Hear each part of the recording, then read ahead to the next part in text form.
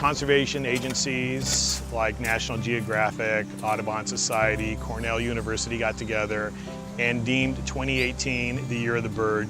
One of the reasons they did this is because they're seeing sharp declines in native North American birds.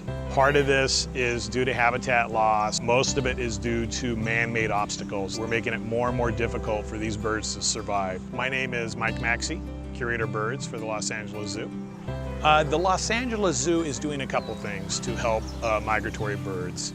We put up our own anti-bird strike decal that prevents our migratory birds and even our local birds from striking the glass. One of the other things we did that I'm very proud of is we erected 6 bird gardens.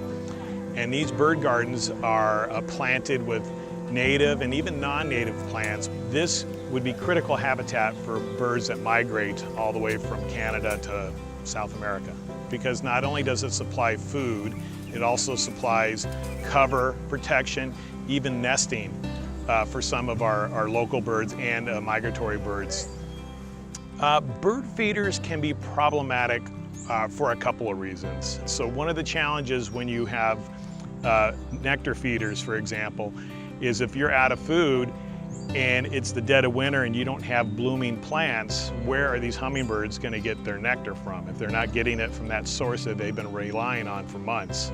And they could be months behind in the migration, so they could be migrating through winter where the native habitat isn't productive, food productive wise. One of the benefits of having a bird garden is if you have the native plants, the birds can migrate through, maybe get some sustenance and keep on going, as opposed to being 100% reliant on your feeder.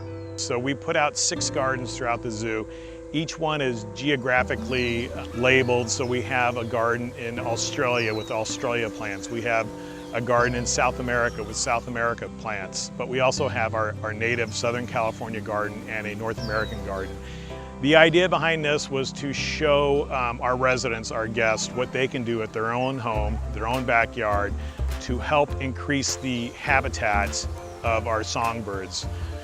If you were able to put in a few native plants, put in a water feature, put in some deadfall, let the leaves that fall out of the trees stay in the ground, that way you're providing homes for insects as well. Birds do a great job eating insects, so instead of using pesticides, let the birds take care of the bugs that you have. Some of the other things you can do if you have a cat, maybe create something like a catio. It's a patio that's enclosed. You keep your cats in there. Cats kill millions of birds every year. If you've noticed birds hitting the windows, you can add decals or tint it so the birds are now aware of the glass that's there.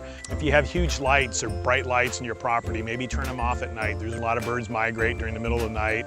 The light pollution has a negative effect on them.